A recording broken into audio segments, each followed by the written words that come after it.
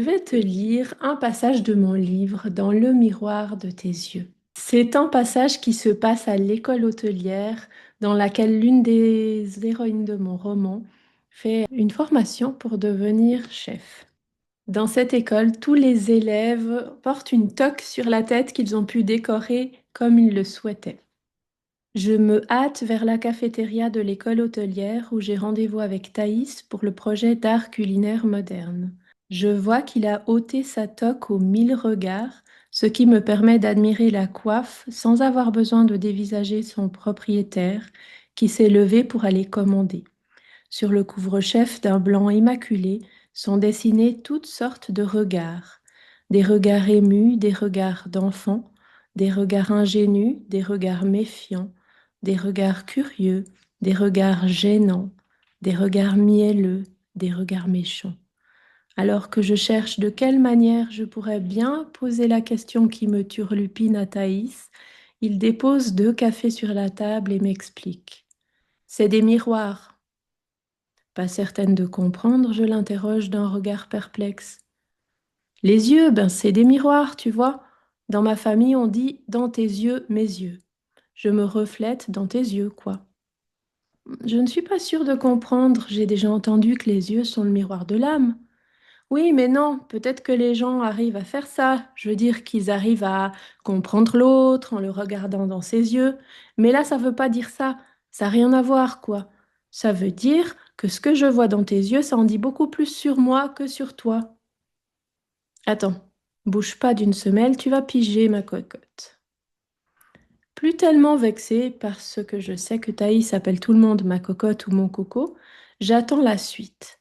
Thaïs s'assied alors en face de moi, il rapproche son visage du mien, un peu trop à mon goût, et me regarde fixement de ses yeux rieurs d'un noir de jet profond.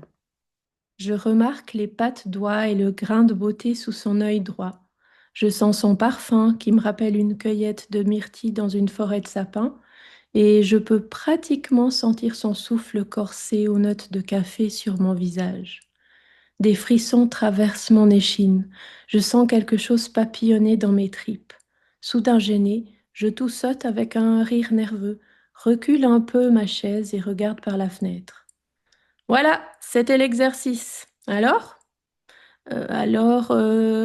Tu es venu un peu près et ton regard insistant m'a mis mal à l'aise, un peu comme si je me sentais agressée.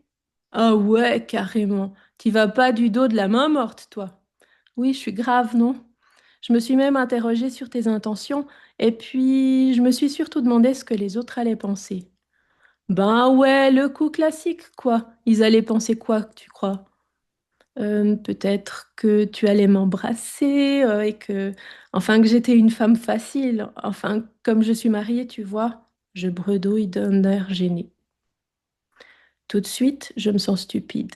Qu'est-ce que j'ai dit? Qu'est-ce qu'il va penser? Je suis vraiment trop conne. Mais on ne peut pas ravaler les mots, ça fait aussi partie du jeu. Qu'est-ce que ça t'apprend sur moi? Avec 0 chance de te tromper, 100% que t'as raison, ma cocotte, me demande-t-il.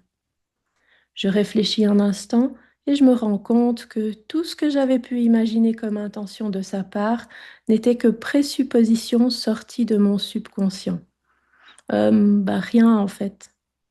Il interpelle alors les étudiants à la table voisine et leur demande ce qu'ils ont pensé de la scène à laquelle ils viennent d'assister.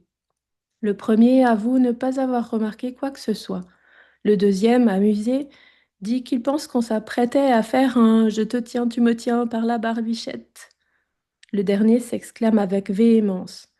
Eh ben non, les gars, voyons, c'est évident qu'ils étaient fâchés.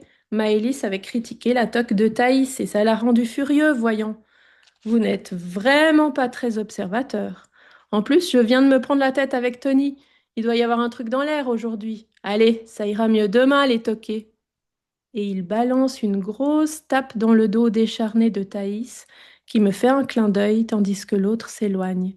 Il me demande alors. Ah ah, ça t'embouche un coin dans le bourrichon, non? T'as appris quoi sur les autres? Lance-toi, je vais pas te manger.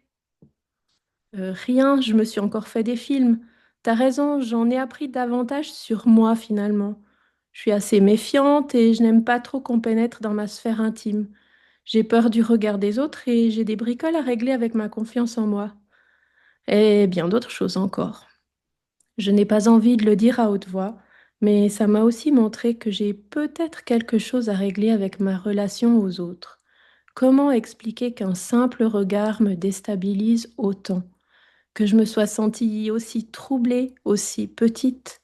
Je comprends mieux ce que Thaïs a voulu me dire avec son histoire de miroir.